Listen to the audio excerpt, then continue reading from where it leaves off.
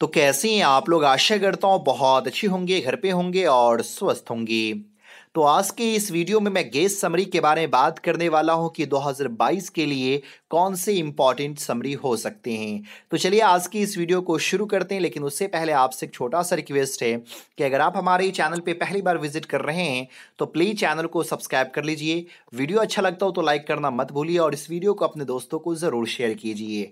तो समरी को जानने से पहले आप लोग ये जान लीजिए कि बोर्ड एग्जाम में जो क्वेश्चन नंबर 6 रहता है ये टोटल 15 मार्क्स का होता है। यहाँ पे आपको एक क्वेश्चन जो 5 नंबर का होता है, 3 क्वेश्चन का आंसर देना होता है, यानी कि टोटल 15 मार्क्स का हो गया। लेकिन यहाँ पे जो ऑप्शन दिया जाता है वो आपके पास 6 ऑप्शन रहता है। मैं बोर्ड एग्जाम में क्वेश्चन नंबर 6 के बारे में बात कर रहा हूँ। जो क्वेश्चन नंबर 6, 7 क्वेश्चन टोटल पूछा जाता है सब्जेक्टिव में, 1 2 3 4 5 6 7। तो यहाँ पे क्वेश्चन नंबर 6 की मैं बात कर रहा हूँ। क्वेश्चन नंबर 6 टोटल 15 नंबर का होता है, 3 क्वेश्चन का आंसर देना होता है, एक क्वेश्चन 5 नंबर का होता है, लेकिन ऑप्शन रहता है 6। तो 6 ऑप्शन कौन कौन सा रहता है पहले उस चीज को समझ लीजिए। ऑप्शन नंबर ए समरी रहता है पोइट्री सेक्शन से। ऑप्शन नंबर 2 में भी समरी रहता है प्रोज सेक्शन से। ऑप्शन नंबर 3 जो रहता है ये स्टोरी ऑफ इंग्लिश का रहता है। उसके बाद option number 4 match the following रहता है, ये पोइट्री से रहता है, पोइट्री से ऑप्शन नंबर 4 रहता है। और ऑप्शन नंबर 5 जो रहता है ये ट्रांसलेशन रहता है। और ऑप्शन नंबर 6 जो रहता है ये आपको ऑप्शन मैच दी फॉलोइंग रहता है प्रोज से। यानी कि क्वेश्चन नंबर 6 में टोटल आपके पास 6 ऑप्शन रहते हैं। Option number A B C D E F, F तक जो है सो पूछा जाता है। तो यहाँ पे 6 में से 3 का आपको आंसर देना है। समरी है, स्टडी ऑफ इंग्लिश है, मैच दी फॉलोइंग है और 2 मैच दी फॉलोइंग और एक ट्रांसलेशन है। तो देखिए यहाँ पे तो 3 क्वेश्चन का आंसर देना है, तो 2 तो आपको मैच दी फॉलोइंग को सॉल्व करना है, क्योंकि यहाँ पे आपका मार्क्स कटने वाला नहीं है, चाहे आपकी राइटिंग कितना खराब क्यों नहीं रहे। तो जो ऑप्शन नंबर डी है और ऑप्शन नंबर एफ है, तो आप लोग को ऑप्शन नंबर डी और ऑप्शन नंबर एफ को सॉल्व करना है। जो मैच दी फॉलोइंग रहेगा, एक प्रोज से रहेगा और एक जो है सो पोइट्री से रहेगा। तो इस मैच दी फॉलोइंग को आप लोग को जो है सो सॉल्व कर देना है। अब बचा 4 आपके पास ऑप्शन है और 4 ऑप्शन में से आंसर देना है एक का, है ना, एक का सिर्फ आंसर देना है। तो अब इसमें से आप चाहे तो प्रोज के समरी को लिख सकते हैं, आप चाहे तो पोइट्री के समरी को लिख सकते हैं, आप चाहे तो स्टोरी ऑफ इंग्लिश के क्वेश्चन को सॉल्व कर सकते हैं, आप चाहे तो ट्रांसलेशन बना सकते हैं। लेकिन मैं आपको एडवाइस नहीं कहूंगा, एडवाइस नहीं दूंगा कि ट्रांसलेशन जो है सो बनाए, क्योंकि ट्रांसलेशन में अगर थोड़ा सा भी ग्रामेटिकल मिस्टेक हो जाता है तो आपके 1 मार्क्स काट लिए जाएंगे। जैसे कि वह पटना जाता है, अगर वह पटना जाता है का अगर आपने इंग्लिश ये बना दिया ही गो टू पटना, तो यहां पे आपका मार्क्स जो सो कट गया। इसका सही आंसर क्या होगा, ही गोज टू पटना। तो ये छोटे छोटे ग्रामेटिकल मिस्टेक ट्रांसलेशन में देखे जाते हैं, तो इस चीज को ना बनाए तो अच्छा रहेगा। तो अब आपके पास बचा, अगर हाँ आप पहले क्वेश्चन ये देख लीजिए कि क्या ट्रांसलेशन में आप 100% क्वेश्चन को सही सही सॉल्व कर सकते हैं। अगर 100% आपको मालूम है कि इसका आंसर यही होगा तो ही जाकर के आप ट्रांसलेशन बनाएं। उसके बाद आपके पास ऑप्शन है स्टोरी ऑफ इंग्लिश का और समरी का। तो मैं आपको यही कहूंगा कि आप लोग जो है बोर्ड एग्जाम में समरी सॉल्व करें, क्योंकि इससे आपके कई सारे क्वेश्चन भी सॉल्व हो जाते हैं, साथ में जो है सो ये एक्सप्लेनेशन भी सॉल्व हो जाएगा। तो समरी किसका सॉल्व करना है, प्रोज का या पोइट्री का? तो मैं यही कहूंगा कि पोइट्री के समरी को आप लोग सॉल्व करें, क्योंकि पोइट्री का समरी जो है सो ईजी रहता है, आसान रहता है, छोटा रहता है, लेकिन प्रोज का समरी बड़ा रहता है। तो आज की इस वीडियो में हम लोग जो है पोइट्री सेक्शन के इंपॉर्टेंट ऑब्जेक्टिव ये इंपॉर्टेंट समरी को देखने वाले हैं कि 2022 के लिए कौन से इंपॉर्टेंट हो सकते हैं। तो सबसे पहला है माई ग्रैंड मदर हाउस, एकदम माई ग्रैंड मदर हाउस, जो लिखा गया हुआ है कमला दास के द्वारा। तो चलिए अगर बोर्ड एग्जाम में कमला दास का ये समरी पूछ दे माई ग्रैंड मदर्स हाउस, तो आप इस चीज को लिख सकते हैं जो अभी आप स्क्रीन पे देख पा रहे होंगे। इतनी चीजें आपको लिख देना है। ये बोर्ड एग्जाम को ख्याल में रखते हुए इस समरी को तैयार किया गया हुआ है। तो चलिए जल्दी से मैं इस समरी को पढ़ करके आप लोग को समझा देता हूं कि समरी में क्या कहा गया है। The poem my grandmother house is written by Kamala Das. ये पोयम कमला दास के द्वारा लिखा गया हुआ है और इस चैप्टर में कमला दास जो अपने चाइल्डहुड को डिस्क्राइब करते हैं, वर्णन करते हैं। When Kamala Das was small she use to live with her grandmother at her home. तो जब कमला दास छोटी थी तो अपने दादी माँ के साथ उसके घर पे रहा करती थी। उसकी दादी माँ उसे बहुत प्यार करती थी। When she was there everything around the home was very beautiful. Both Kamala Das and her grandmother use to live happily. और जब कमला दास अपनी दादी माँ के साथ रहा करती थी तो घर के चारों तरफ सुंदरता ही सुंदरता थी और दोनों खुशी खुशी अपनी जिंदगी जिया करती थी। लेकिन एक दिन उसकी दादी माँ की मृत्यु हो जाती है और कमला दास दूसरी जगह पे रहना शुरू कर देती है। लेकिन जब भी कमला दास को टाइम मिलता है वो अपनी दादी माँ के घर पे जाती है और उसको वही प्यार मिलता है जो दादी माँ से पहले मिला करता था। लेकिन उसी टाइम वो बहुत ज़्यादा उदास भी हो जाती घर के कंडीशन को देख के, क्योंकि घर चारों तरफ से जो है सो डैमेज हो चुका था, वहां पे स्नेक वगैरह रेंग रहे होते हैं। तो ये जो है सो माय ग्रैंडमदर हाउस का समरी था। यहाँ पे मैं शॉर्टकट में आपको बताने की कोशिश कर रहा हूँ। दूसरा इंपॉर्टेंट समरी जो है वो है मैकेविटी द मिस्ट्री कैट। बहुत ही इंपॉर्टेंट है ये, VVI का ये बहुत ज्यादा इंपॉर्टेंट है। मैकेविटी द मिस्ट्री कैट जो लिखा गया हुआ TS एलियट के द्वारा। तो चलिए सबसे पहले हम लोग जो है सो इसको पढ़ लेते, समझ लेते हैं। This poem is written by T.S. Eliot. In this poem, the poet tells about a cat. His name is Macavity, but poet says that he is mysterious cat because of his activeness. तो ये जो chapter है Macavity the mystery cat, ये T.S. Eliot ने लिखा है और इस चैप्टर में या इस पोयम में पोएट जो एक बिल्ली के बारे में बताते हैं जिस बिल्ली का नाम मैकेविटी है। लेकिन पोएट कहते हैं ये बिल्ली तो है लेकिन एक रहस्यमय बिल्ली है क्योंकि बहुत ज़्यादा एक्टिव जो है सो रहता है। Poet says this cat has power to rise and float in the air.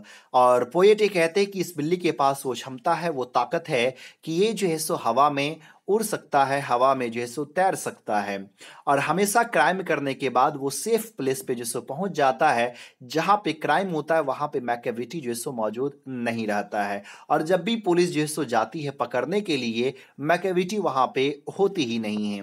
Poet tales that she नहीं, यहाँ पे ही होगा।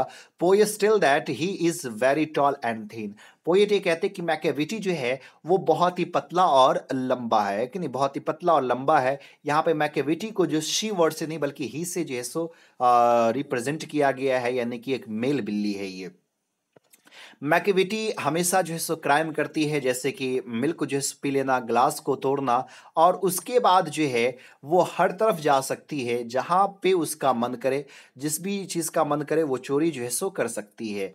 Poet says that when he does crime it never remains there. और पोएट ये कहते हैं जब भी मैकेविटी कोई क्राइम करता है तो वहाँ पे मौजूद नहीं होता है जहाँ पे क्राइम हुआ है, वो एक सेफ जगह पे जो है सो चला जाता है, पहुँच जाता है। पोएट आगे कहते हैं कि Macavity cheats everyone but never leaves anything back.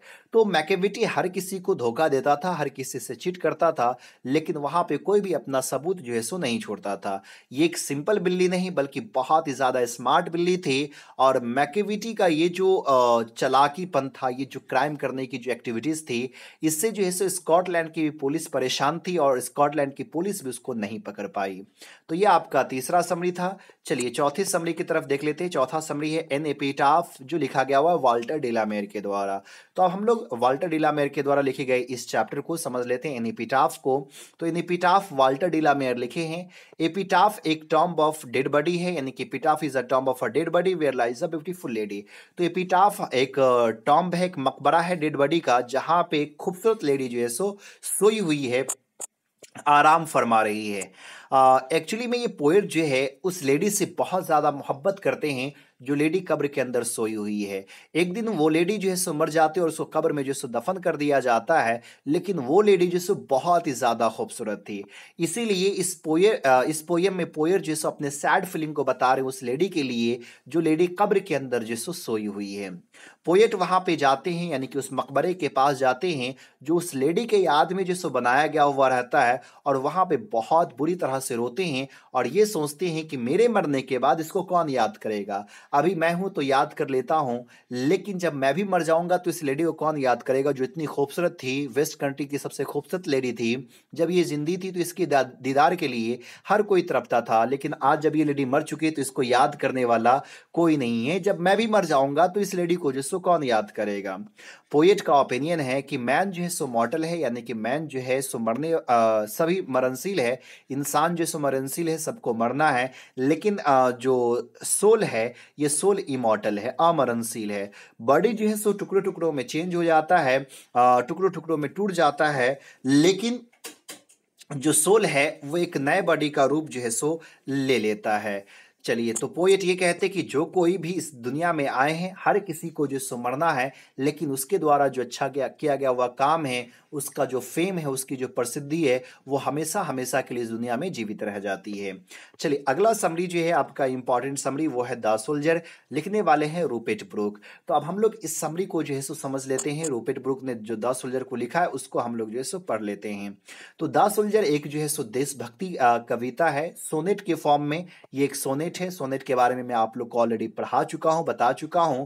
और ये एक महान वार पोएट है, एक महान वार पोएट जिसका नाम है रूपर्ट ब्रूक। रूपर्ट ब्रूक ने इसको लिखा है। इस पोयम में जिस पोएट जो है सो इंग्लिश सोल्जर के फीलिंग को जो सो बता रहे हैं, उस इंग्लिश सोल्जर के फीलिंग को जो फॉरेन कंट्री में लड़ने के लिए जाते हैं, अपने देश के लिए, अपने देश के लिए लड़ने के लिए विदेश जो सो जाते हैं। He feels that a piece of foreign land where he will be buried in the case of death will be forever England। तो यहाँ पे वो महसूस करते हैं और वो कहते हैं कि जो कोई भी अपने देश के लिए लड़ने के लिए विदेश में जाते हैं और वहां पे उनका डेथ हो जाता है, और जहां पे विदेश में उसको दफन किया जाएगा, वो जमीन का टुकड़ा हमेशा हमेशा के लिए इंग्लैंड का हो जाएगा। He considers the piece of foreign land to be England because he was born and brought up in England। और वह मानते हैं कि जिसका भी विदेशी जमीन के टुकड़े, जिसका भी विदेश में डेथ होता है और उसको वहां पे दफन किया जाएगा, वो जमीन का टुकड़ा इंग्लैंड का हो जाएगा, क्योंकि जिसको दफन किया जा रहा है ना, उसका जन्म जो है इंग्लैंड में हुआ है और उसका पालन पोषण भी इंग्लैंड में हुआ है। यही नहीं, अपने कंट्री के लिए वो आभार भी व्यक्त करते हैं उन सारी चीज के लिए जो चीज़ें उनको जो है अपने देश से मिला है, जैसे कि फ्लावर हो, एयर हो, सांस लेने के लिए, जो प्यार करने के लिए फूल हो, वो दोस्त जिसके साथ वो हंसा करते हैं, इन सब चीज़ों के लिए वो अपने देश का आभार व्यक्त भी करते हैं। इस तरह से इस कहानी में, इस पोयम में जैसे ये दर्शाया गया कि एक पोएट अपने देश से कितना प्यार करते हैं। और अंत में लास्ट में जो इंपॉर्टेंट आपका समरी है वो है स्नेक, जो लिखा गया हुआ है D.H. लॉरेंस के द्वारा। तो चलिए हम लोग जो है D.H. लॉरेंस के द्वारा लिखे गए स्नेक को भी थोड़ा सा समझ लेते हैं। ये जो पोयम है वो D.H. लॉरेंस ने लिखा है, और ये जो घटना है जिस पे ये कविता लिखी गई, ये पोयम लिखी गई, बहुत ही एक सिंपल और नेचुरल जो है सो पोयम है। पोएट जो है एक समय सिसिली में थे और वहां पे सिसिलियन जुलाई था, यानी कि जुलाई का महीना था और बहुत ज़्यादा जो है सो गर्मी पड़ रही थी। पोएट पीचर लेते हैं, पीचर लेकर के वो जाते हैं वाटर ट्रफ के पास, है ना, वाटर ट्रफ के पास जाते हैं जो एक ओपन ग्राउंड में था, और वो पीचर उठा करके वाटर ट्रफ के पास इसलिए जाते हैं ताकि वो जो है सो पानी जो है सो भर करके ला सके और अपने प्यास को बुझा सके।